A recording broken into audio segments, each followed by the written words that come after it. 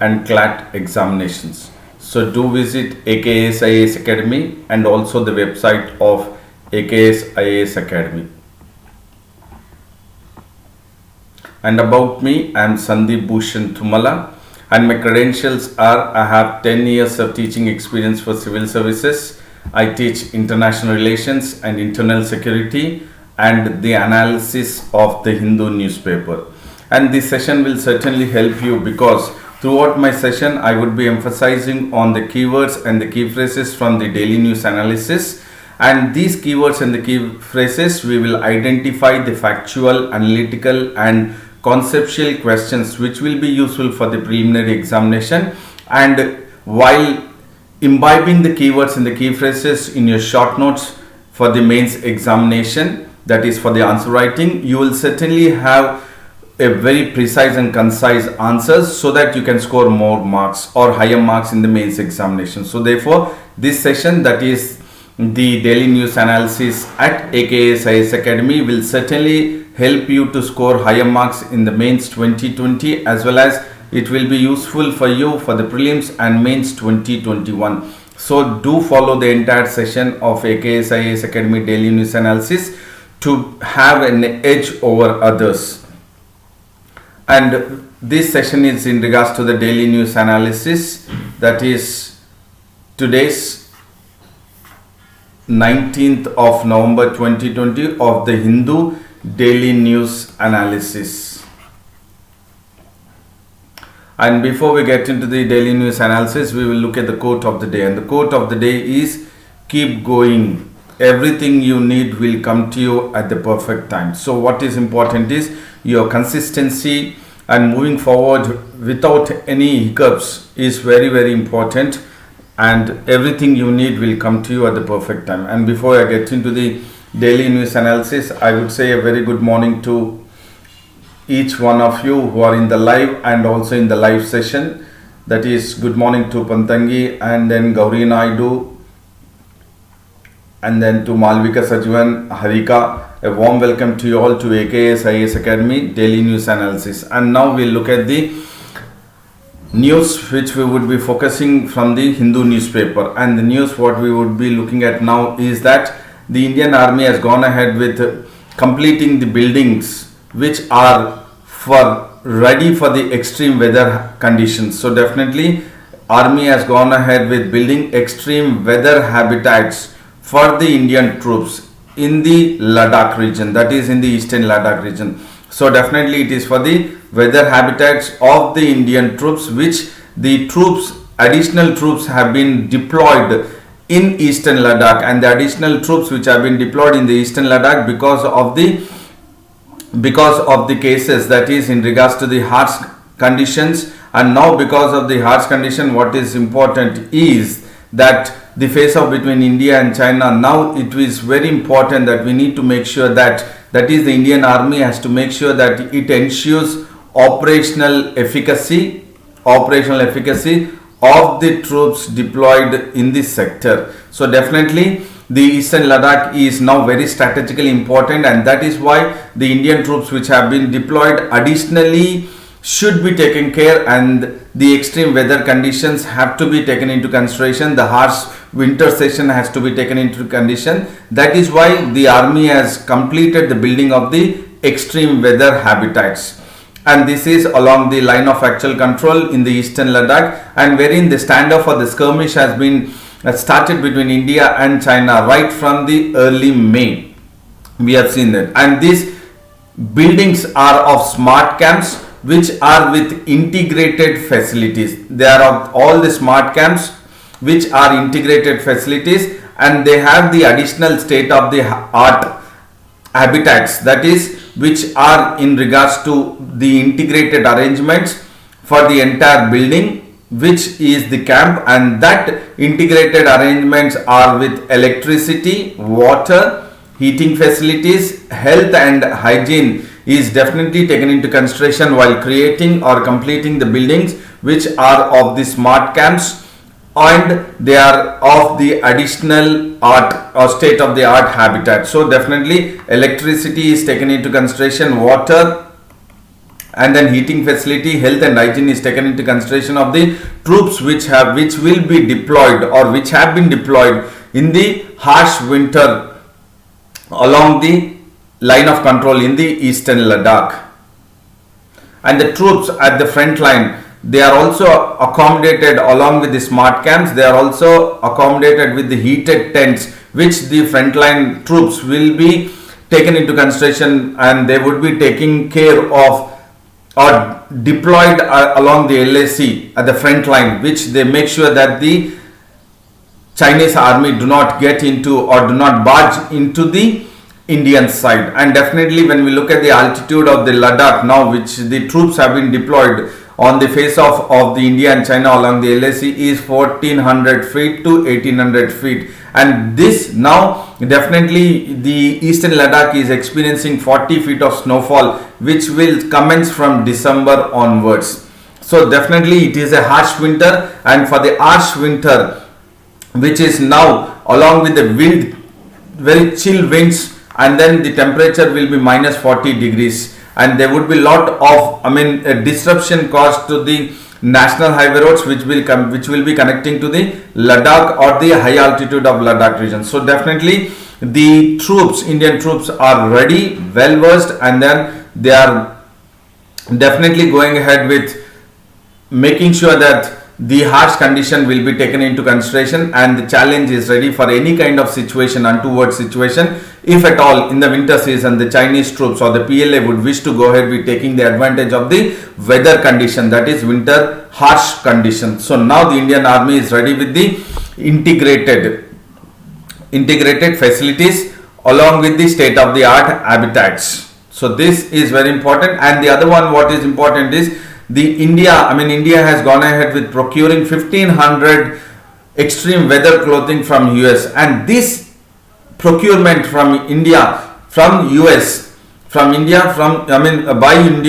US is part of the logistic pact which India has signed, that is LEMO. This is very important. It is on the basis of LEMO, as per the LEMO agreement, that is Logistics Exchange Memorandum of Understanding. The Indian Army has procured 1500 extreme weather clothing from US. So this is another point which is useful for the prelims perspective.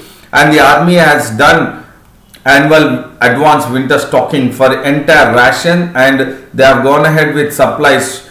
They have collected the supplies out. They have gone ahead with supplying the entire ration during the summer season itself, and they are ready for the winter period, which will commence from November and it will go up till the month of May. So for this, the Indian Army has built or completed the building for the extreme weather habitat for the additional troops which have been deployed along the LAC in the eastern Ladakh, which is almost around an altitude of 14,000 feet to 18,000 feet.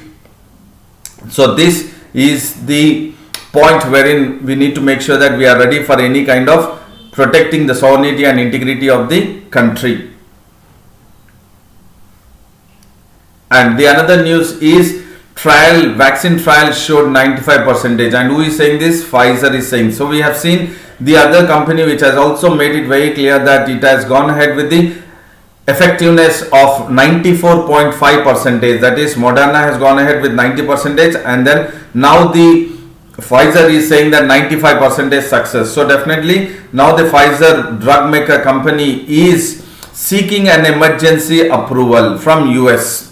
Is seeking an emergency US approval for COVID-19 vaccine once the final phase 3 trial will be completed with a result which is successful with a success rate of 95%, and there are no serious side effects. So as the final phase 3 clinical trial will be completed within days, now the Pfizer is seeking an emergency US approval for the usage of the drug, because not much of side effects have been taken into consideration that it was shown during the entire administering of the vaccine to the respondents or to the one who have been suffered or who have been infected by SARS-CoV-2 virus, and the success rate is 95%.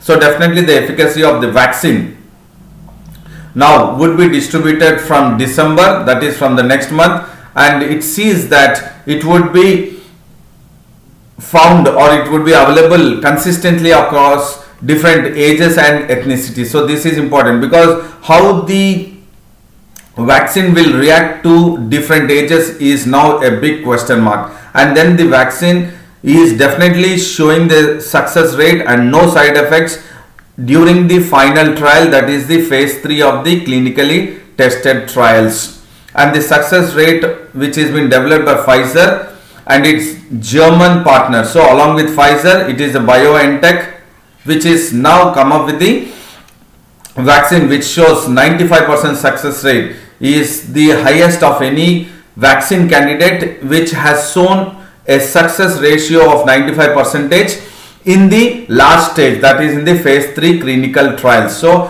here what is important is the US one is Pfizer and the German is the partnering of Pfizer is BioNTech. Please do understand, this is a crucial information for prelims perspective of UPSC.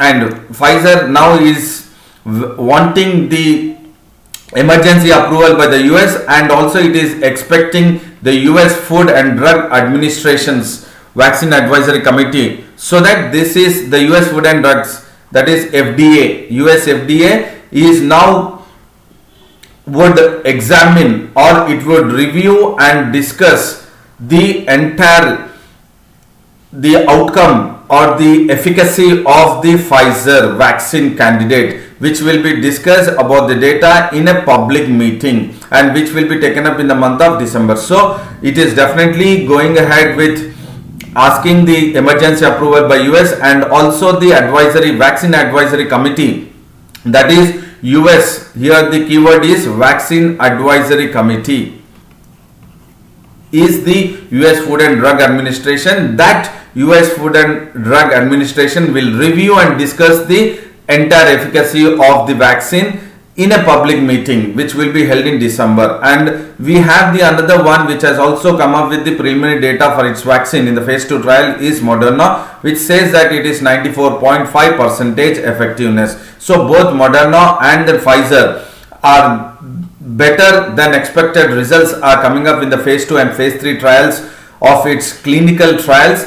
So both of them have come up or developed the new messenger RNA technology. So what is the technology being developed or used by Moderna and Pfizer is mRNA technology. I have been repeating this since almost couple of days, mRNA technology, because I said types of RNA, mRNA, rRNA and then tRNA, and the one which is now the Pfizer and Moderna has taken into consideration of technology in developing the vaccine is mRNA technology. And this is certainly trying to or will definitely raise and hopes that we would come or we would get over the pandemic, COVID-19 pandemic situation, which has killed 1.3 million people across the countries, and it has disturbed the global supply chain system, and also it has hit badly the economy, that is the world economy. So definitely the vaccine which is definitely to be out in the month of December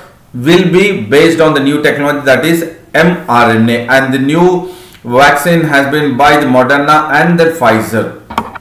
And D. Suvarna and Madhu have joined. A warm welcome to both of you to AKS IAS Academy Daily News Analysis. And there is another news which we will be focusing is in regards to the NPR, that is National Population Register, and this National Population Register questionnaire is finalized. Please do understand, the questionnaire of or for the National Population Register is finalized. And who has made this statement?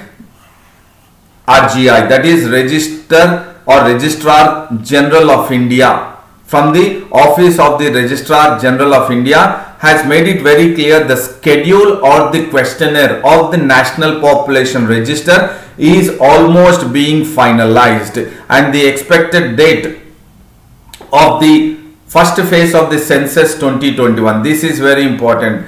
The National Population Register is almost being finalized, but the expected date for the first phase of the census 2021 is not still available or still not been put forth by the Registrar General of India. So the keywords here are Registrar General of India, National Population Register, and the census 2021. Please do understand, these are all very, very crucial information for the prelims as well as mains examination when we are talking about the NPR, RGR, and then CAA. So these are all very important, and as per the census 2021, because now the new census would be coming up, and the expected date for the first phase of the census 2021 is not still available. Now we are going ahead with the census of 2011, and now the new census will be coming up, and the date is not still finalized. And the Office of the Registrar General of India has replied, or it has responded to a reply which was questioned by the Hindu newspaper under the Right to Information Act. So the Hindu has gone ahead with Right to Information Act seeking information about the expected date of the first phase of census 2021. Please do understand. So when the Hindu has gone ahead with asking the Registrar General of India in regards to or seeking information about the expected date of the first phase of the census 2021. So that Registrar General of India said that the expected date is not available, but the questionnaire and schedule of the National Population Register is being finalized. Please do understand, there are two different perspectives which we need to focus here. Is the questionnaire and the schedule of NPR is ready, but the expected date of the first phase of the census 2021 is not available. Please do understand, this is a basic segregation what you need to do while you are going ahead with the news.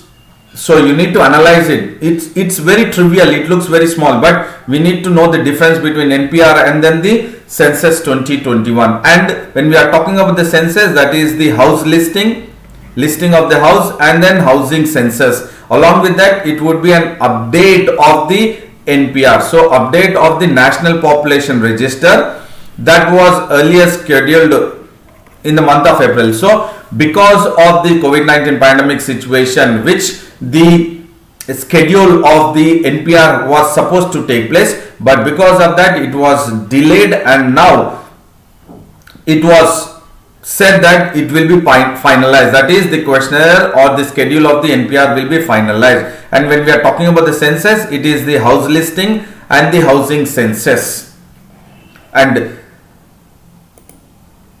the one which was to be conducted was from the month of April to September, but because of the COVID-19 pandemic situation, the lockdown from March 21, it was postponed indefinitely. Lockdown was from March 21st, but the NPR, that is National Population Register, which was supposed to be taken up, was postponed indefinitely on March 25th. And it was actually supposed to be rolled out first in Meghalaya, Andaman and Nicobar Islands, Lakshadweep Islands, and New Delhi Municipal Area, which was supposed to be taken up in the month of April. But now it says that probably it will be scheduled.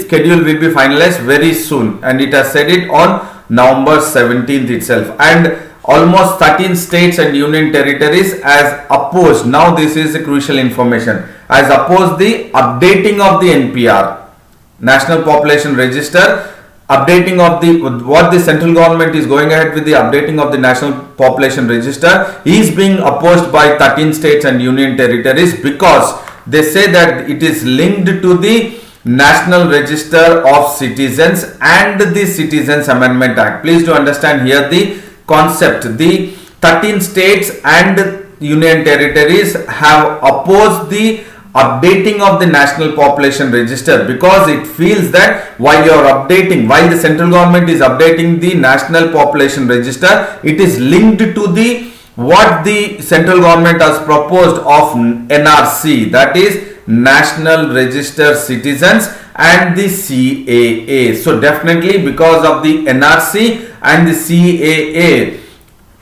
which wherein by updating the NPR it will be linked to the NRC and the CAA, thereby the 13 states and union territories are opposing it. And the keyword here is again NRC, CAA, and then RGI, NPR.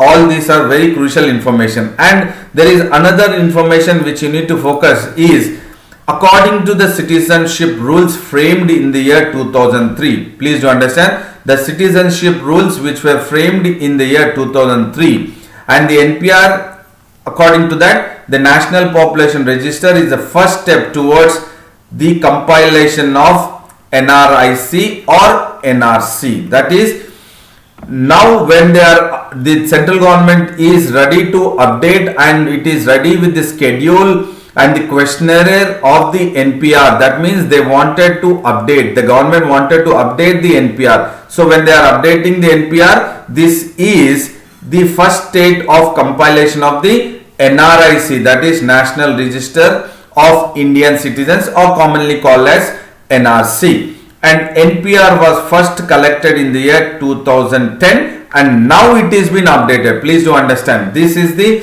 information, factual information what you need to understand for a better conceptual understanding. It was first, NPR was, now this is not the first time wherein RGI has come up with the questionnaire and the schedule to be finalized. No, the NPR was first collected in the year 2010 and it was updated in the year 2015, and now in 2020 November the updated questionnaire, please do understand, updated questionnaire will be ready. That is what Registrar General of India has made it very clear. So first is in the year 2010, the updated was in the year 2015, and now again there is another one which is an updated questionnaire which will now be finalized by the RGI, that is Registrar General of India, that is in the year 2020. So please do understand or keep it in mind 2010, 2015 and 2020 in regards to NPR. And there is a possibility that the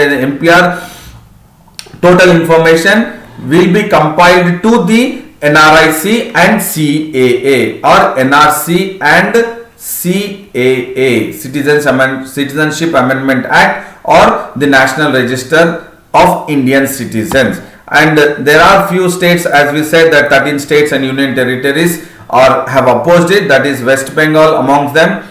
West Bengal and Rajasthan have opposed the additional questions. Please do understand, because now the updated one will have additional questions, that is which were already being asked in regards to the date and place of birth of the father and mother. This is very important, crucial, because they are asking the date and place of birth of father and mother, because probably they could be earlier the United India before 1947. So even Pakistan and then even Bangladesh were part of India then. And the another question is last place of residence and mother tongue. So these are the part of the questionnaires which are now being asked in the fresh NPR. So these are the one: date and place of the birth of mother and father, last place of the residence and mother tongue. So this is the one wherein the states such as West Bengal and Rajasthan are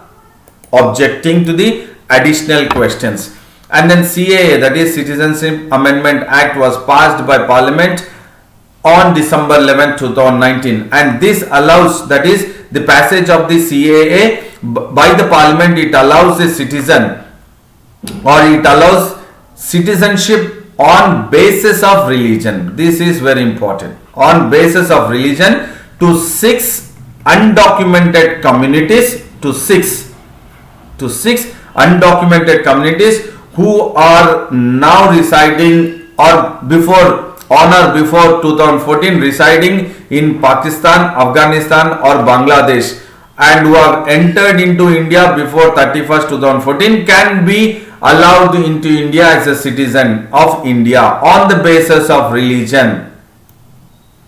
Who have been undocumented communities in Pakistan, who are not recognized in Pakistan, Afghanistan and Bangladesh, they and those people who have entered into India on or before December 31st 2014 can be considered as the citizenship or citizens of India based on religion. And you have another section 8 of 1 of the RPI Act 2005. This is very important information. So Right to Information Act. Why? Because the Hindu has seek the information from the RGI, Registrar General of India, based on the Right to Information Act. And based on the Right to Information Act, the RGI has said that the first phase, the date of the first phase of Census 2021 is not finalized, it said. And we will look at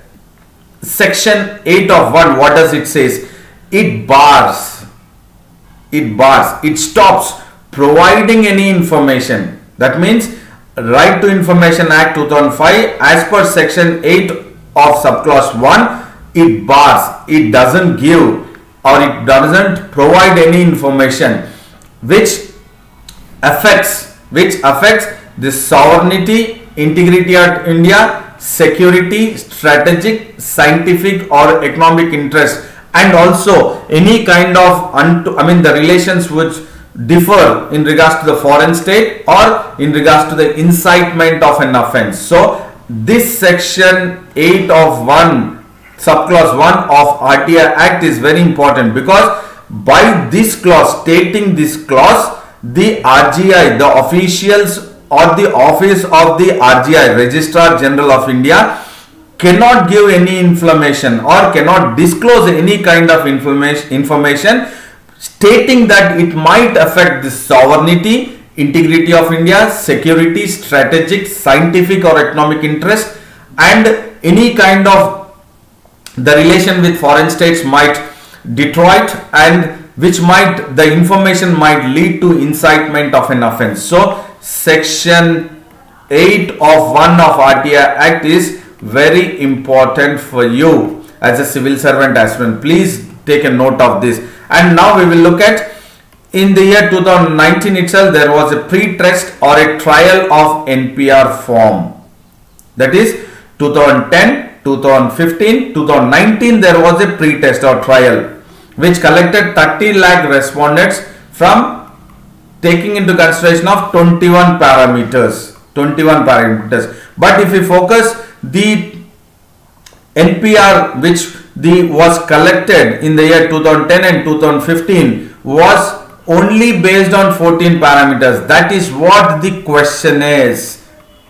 The questionnaire which has been increased, or the number of questions which have been increased, is been opposed by West Bengal and Rajasthan. That is why, because now from 14 it has been increased to 21 parameters in the year 2019, and now it would probably be the same 21, or you should wait and watch, but it is definitely increased from 14 parameters questionnaires to 21 in the year 2019, comparing it with 2010 and 2015. So this is the analytical point what we are discussing in regards to the NPR, which can be linked to the compiling NRC and CAA, and then the keywords are Registrar General of India, National Population Register, and then Census of 2021,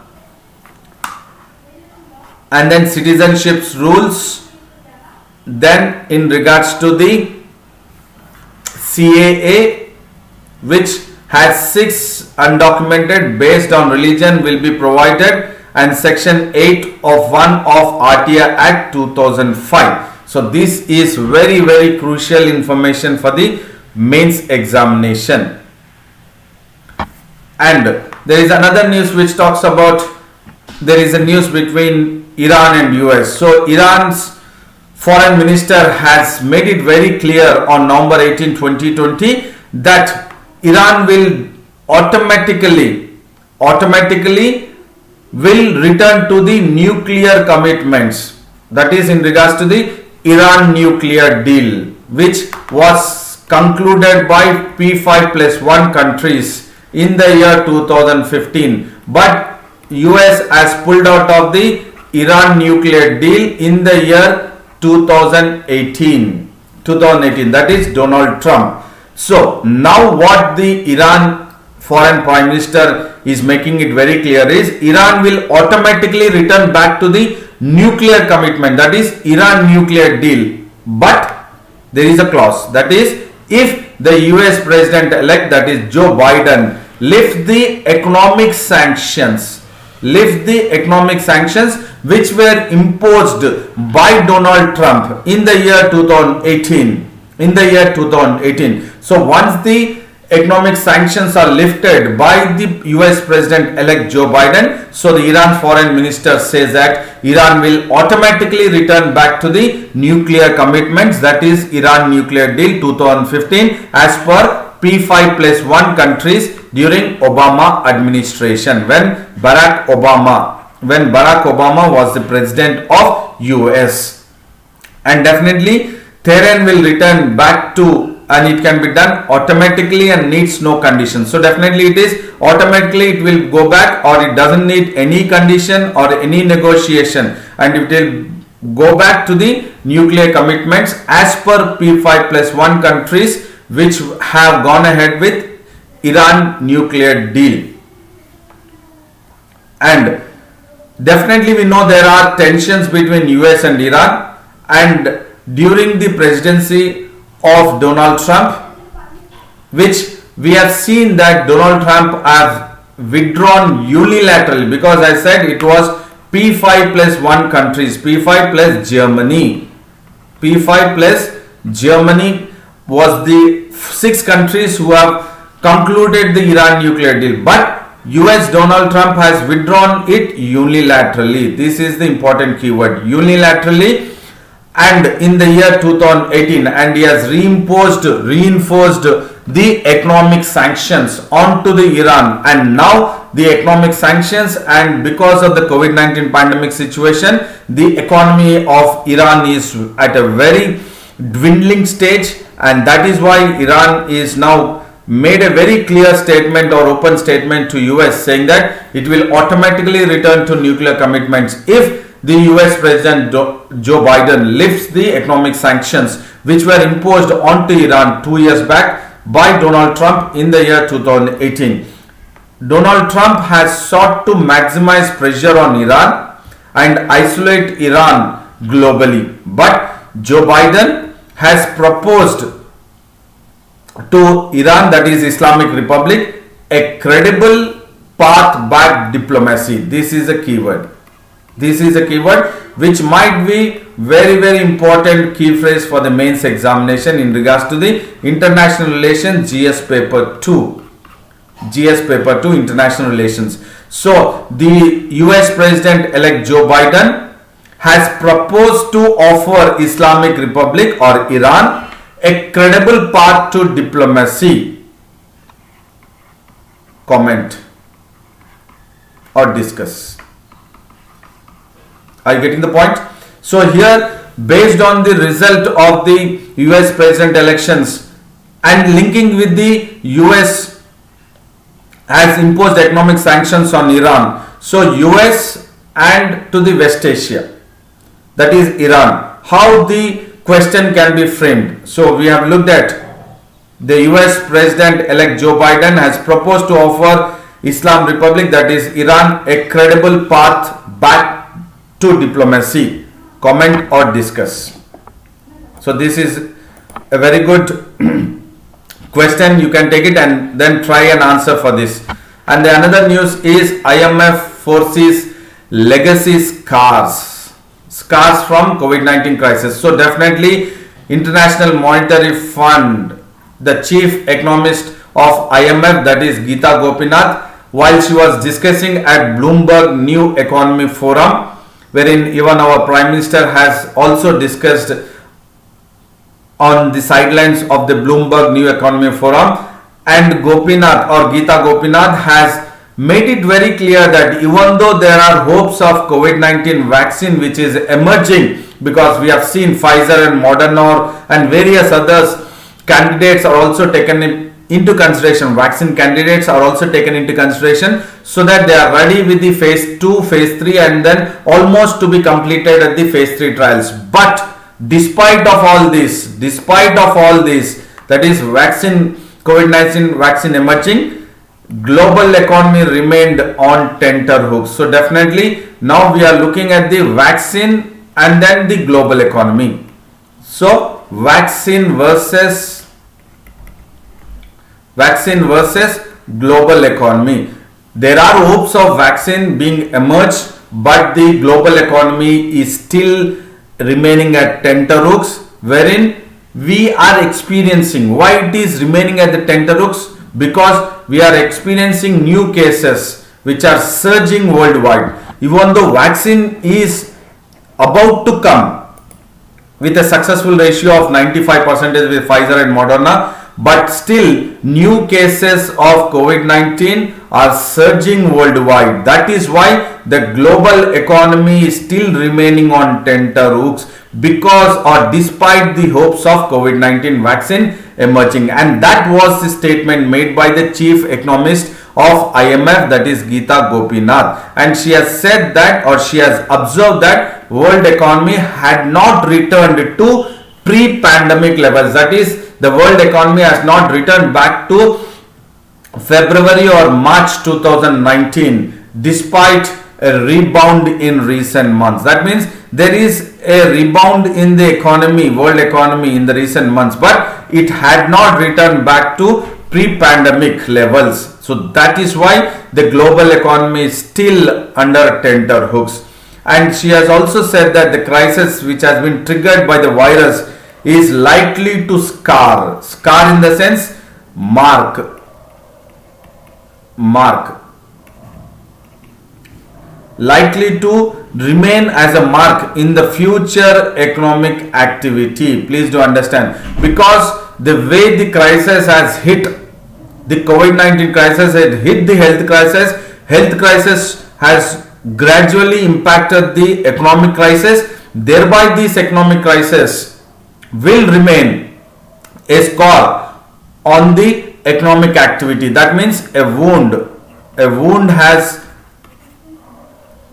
had taken place, and the mark of the wound, that is called as scar, mark of the wound would be impacting on the future economic activities, such as on the companies or the governments, onto the students and to the worst hit sections of the workforce, because they could not cope up with the COVID-19 pandemic situation. So definitely it will remain or likely to have a scar on the future economic activities, on the companies, government, students and the worst hit sections also. And the COVID-19 pandemic has had a tremendous cost on the lives and livelihood, and these keywords, lives and livelihoods, have taken up right from April, May and June. In these months have talked about how the COVID-19 pandemic has impacted lives and livelihood,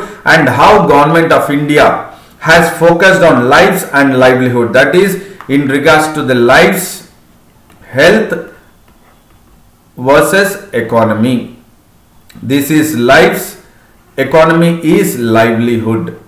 So how the government has tried to protect the lives, at the same time make sure that there are more livelihood creation taking place, so that economy can surge. And there are concerns about the jobless recovery. This is a keyword again. There could be rebound of the economy in the last couple of months, but the recovery is jobless. This is crucial. Jobless recovery.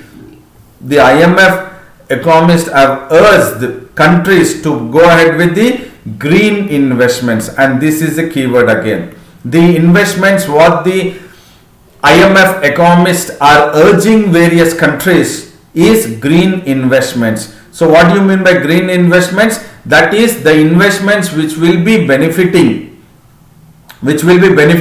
in increasing jobs and increasing output, and also will have a transition in regards to the growth path, wherein it will not create any worry or concern to the climate. That means as they would be taking into consideration the amount of climate risk by the green investments. So here the keyword which has been used by the IMF economist or the IMF chief economist Geeta Gopinath is making it very clear that you need to focus on the keyword called as green investments, which could be a probable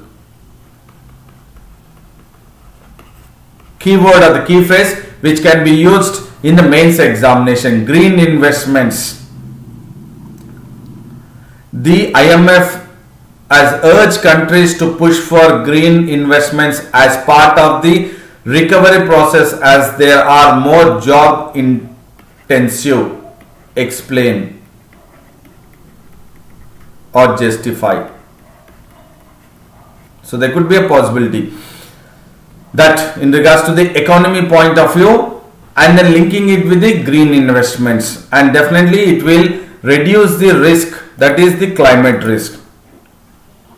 So I hope definitely this session was helpful, and now we will recapitulate the DNA. This is in regards to the extreme weather condition wherein India has gone ahead, or Indian Army has completed the building of extreme weather habitats in the eastern Ladakh. That is in regards to the internal security of India, and this is in regards to the health, the Pfizer and the Moderna, and this in regards to the NPR we have focused, and then CAA, and then RGI, and then Right to Information Act we have looked at, and then section 8 of 1 subsection 1 we have focused in regards to the Right to Information Act 2015. So all these are very important, and this again Iran and Iran nuclear deal, what Iran foreign minister has made it very clear that to US President elect Joe Biden. This is in regards to the international relations,